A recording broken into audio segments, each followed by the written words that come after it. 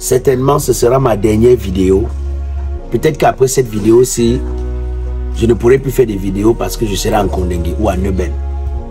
Parce qu'apparemment, lorsque tu fais une vidéo où tu dis que il n'y a pas l'eau au Cameroun, tu deviens un adversaire à battre, on t'arrête. Lorsque tu fais une vidéo où tu dis que le Cameroun a des problèmes d'emploi, tu deviens un ennemi de ceux qui gouvernent ce pays, apparemment. Apparemment, lorsque tu fais une vidéo où tu dis que la situation du Cameroun n'est pas bonne sur le plan économique, que la situation de ce pays n'est pas intéressante, même sur le plan de l'électricité, tu deviens un adversaire pour le pays.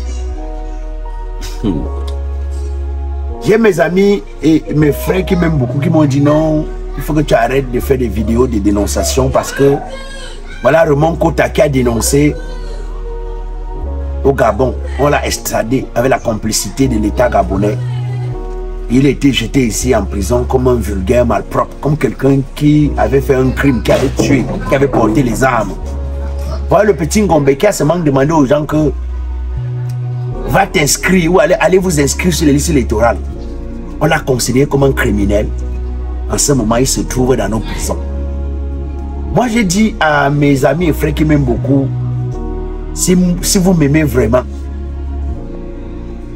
vous faites ce que vous trouvez être bien et laissez-moi faire ce que je trouve être bien. Parce que moi, j'ai déjà expliqué aux gens. Je ne dénonce pas parce que j'ai trop faim. Je ne dénonce pas parce que j'attends qu'on me donne quoi que ce soit. Je dénonce parce que je trouve aussi que quand vous avez des bons gouvernants, la dénonciation est le baromètre même de la gestion. C'est à travers la dénonciation qu'ils peuvent savoir ce qui marche, ce qui ne marche pas. Mais si dénoncer au Cameroun fait de quelqu'un un danger de mort, quelqu'un qui doit mourir à tout prix, mais que nous mourrons donc. Si c'est ce qui doit être fait, que ce soit fait. Moi, j'ai déjà dit aux gens que si ce n'était que pour moi-même, je ne suis pas sûr que je serai là à dénoncer quoi que ce soit. J'ai la chance de gagner un minimum, d'avoir quelques amis, d'avoir les gens comme le docteur Monkamou Alamou, qui de temps en temps m'apportent un petit soutien, d'avoir les gens comme les Nils, qui de temps en temps m'apportent un petit soutien, d'avoir des gens comme le Freeman, le Dolatier, d'avoir des gens dans ma vie, comme les Foa Calvin, qui m'apportent un petit soutien de temps en temps. Mais comment on fait pour être heureux lorsque vous avez autour de vous les gens qui souffrent, les gens qui pleurent, les gens qui commandent, les gens qui ne demandent qu'à respirer? Comment vous faites pour être heureux? De toutes les façons, beaucoup de riches deviennent pauvres pas parce qu'ils ont mal géré. Parce que lorsque vous tendez la main à plusieurs personnes, ces personnes finissent par vous ramener dans leur pauvreté. Donc pour éviter d'être là à tendre la main aux gens tous les jours, il faut faire la lutte qui va résoudre leurs problèmes. Souvent, certains pauvres ne sont pas conscients de ce qu'il leur faut pour être à l'abri de la pauvreté. Et même ils ne sont pas conscients, sont même les premiers qui dénoncent ce que nous faisons. Mais moi, je dis une chose, c'est que si je ne dis rien, j'ai l'impression de ne pas exister. J'ai l'impression de ne pas servir à quelque chose. Je l'ai dit, je le dis chaque jour. Mon père n'a pas été plus utile sur cette terre qu'Ernest Ouandjé, lui, qui a lutté pour une cause commune, que Oumniobe qui a lutté pour une cause générale, que le professeur Maurice Kamto ou Cabral Libi et d'autres hommes politiques qui luttent pour des causes générales. Parce que mon père, il a lutté juste pour sa famille, juste pour ses enfants. Peut-être que si on avait eu beaucoup d'Ernest Ouandjé, peut-être qu'on avait eu beaucoup de Oumniobe, on serait loin de la situation dans laquelle on se trouve aujourd'hui. Alors les gens me disent que oh, Blacko, on va t'enfermer, on va... Souvent même, vous êtes de passage au mauvais endroit, pendant qu'on est en train de rafler, les gens vous arrêtent, on vous êtes en prison. Il y a des gens en Nebel qui ont été arrêtés juste parce que ils étaient au mauvais endroit. Souvent même, ils ont oublié les cannes à soie dans leur voiture, le temps de faire une course. On les a arrêtés, ils se trouvent en Nebel. Il y a des gens qui ont été arrêtés juste parce qu'ils marchaient avec la mauvaise personne. Les gens me disent non, ils vont te tuer, on va te tuer. Je dis non. Nous, on n'a pas élu les criminels, on a élu des bonnes personnes. On n'a pas élu. Ceux qui tuent, ce n'est pas ce que nous avons élu. Donc, de toutes les façons, l'homme finit toujours par mourir d'une certaine manière. Non, tu risques d'avoir le destin de Martinez Oro de J'ai dit non. Ceux qui meurent sur nos axes lourds, parce qu'on n'a pas de route, ou parce que certains chauffeurs sont imprudents, ceux qui meurent par accident, ont-ils demandé à mourir de cette façon? Non, on meurt toujours de quelque chose. On meurt toujours d'une certaine manière. Ceux qui meurent de choléra, parce que notre environnement n'est pas propre, ou parce qu'eux-mêmes ne sont pas propres, ont-ils demandé à mourir de cette façon? Je ne crois pas. Est-ce que ceux qui meurent dans nos hôpitaux parce qu'on n'a pas pris soin d'eux, bien parce qu'ils n'avaient pas de moyens pour payer les soins et donc on ne leur a pas administré les soins, ont-ils demandé à mourir de cette façon? Je dis non. Du tout. Quand les gens me disent que non, on va te tuer, vous croyez vraiment que Martinez aurait demandé à mourir de la façon dont il est mort? Vous croyez vraiment? Non. L'homme meurt toujours de quelque chose. Il y en a qui meurent de maladie, il y en a qui meurent d'accident. Donc on va toujours mourir de toutes les façons. Moi, j'ai envie d'être en harmonie avec ma conscience. J'ai envie d'être bien avec moi-même. J'ai envie d'avoir le sentiment de n'avoir pas trahi mes propres convictions. J'ai envie d'avoir le sentiment de n'avoir pas trahi mes propres valeurs. Et donc, parmi ces valeurs-là, il y a la justice. Parmi ces valeurs, je n'accepte pas le mépris de la dignité humaine. Je ne vaux rien, je sais que je ne suis rien. Je ne vaux pas grande chose. Moi, j'ai toujours dit à ceux qui m'entourent et ceux qui me connaissent que je ne suis pas une star, je suis un artiste. Et mon art doit être mon âme.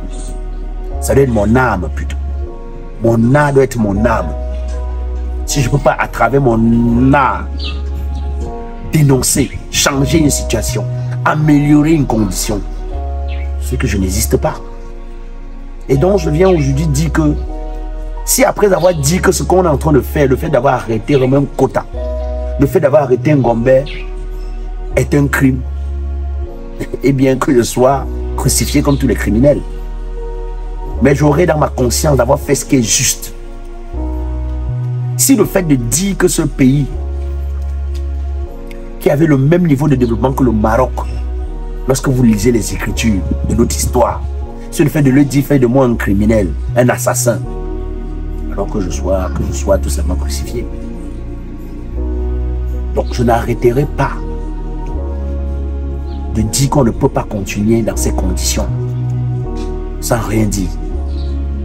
Si les gens décident de ne rien faire, qu'ils nous laissent au moins dire qu'ils n'ont rien fait. Personne ne prendra les armes pour un pays qu'il n'aime. Personne ne pourra se permettre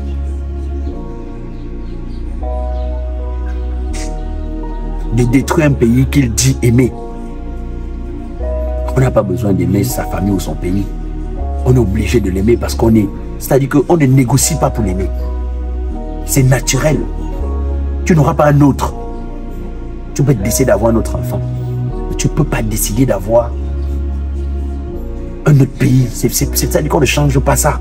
Parce que si on nous avait donné la chance, je ne suis pas sûr qu'il serait né au Cameroun. Je choisis de naître dans un pays où tout va bien. Mais je suis né ici. Moi, je dis chaque jour aux gens,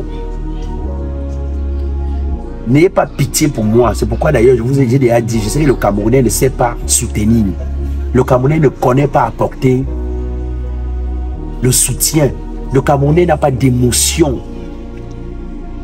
Il t'encourage dans l'euphorie populaire, publique, mais il ne sait pas te soutenir quand tu en as vraiment besoin. Je sais que les mêmes souvent qui m'écrivent, ils me disent on aime ta lutte, seront les premiers à me régner. Donc je n'attends pour le soutien de personne. Et pour ce qui est de mes enfants, ils savent. Moi j'ai toujours dit et je leur ai dit. Je n'ai pas grandi avec l'accompagnement de mes parents. Donc vous deviez vous aussi.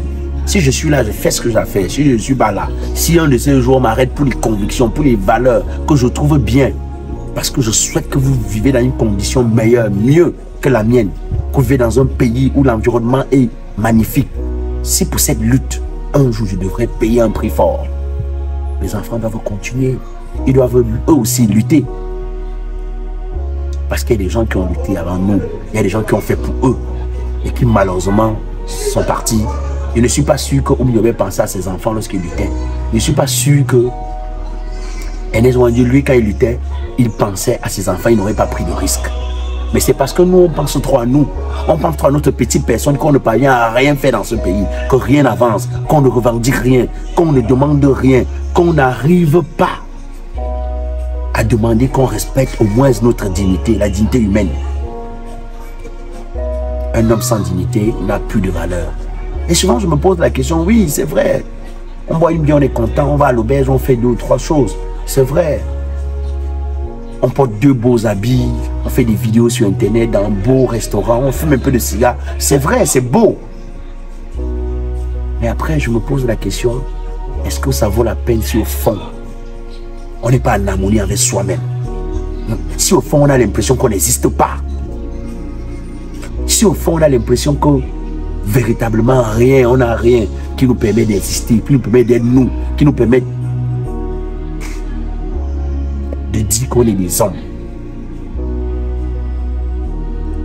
Un homme qui ne peut pas défendre sa dignité, pour ma part, est un homme qui n'existe pas.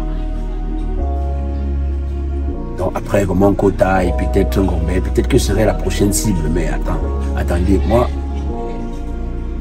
si ce sera ça mon destin, tant mieux.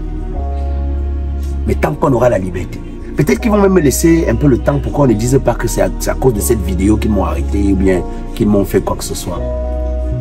Mais tant qu'on aura la liberté, tant qu'on vivra dans ces conditions difficiles, dans ces conditions inacceptables, tant qu'on n'aura pas le minimum, tant qu'on ne verra pas les efforts se faire au niveau de ceux qui nous ont demandé notre vote,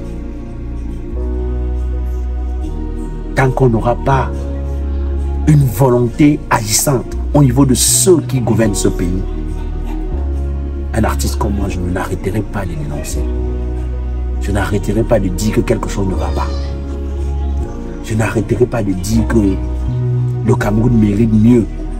On ne peut pas avoir autant d'intellectuels, autant de valeurs,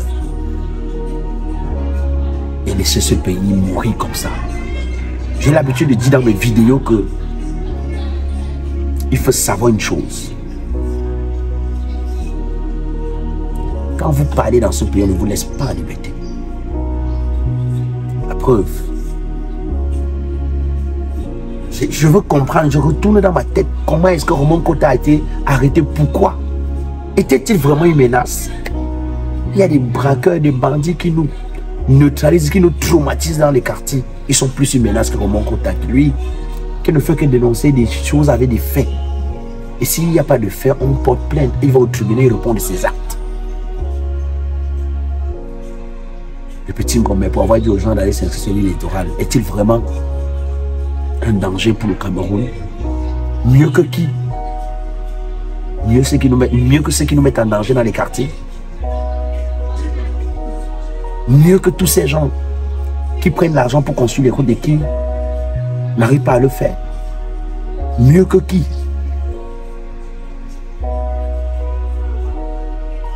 Notre slogan, c'est Pinanga Zoamandanda. Doucement, doucement. Que le Seigneur nous aide dans ce pays, parce qu'il n'y a que Dieu. Nous avons reçu l'espoir de confier notre lutte à Dieu. Et bien que Dieu fasse qu'on se libère, parce qu'apparemment, c'est à lui la responsabilité de nous libérer, parce que nous-mêmes, nous ne voulons rien faire. Pinanga Zoamandanda. Doucement, doucement.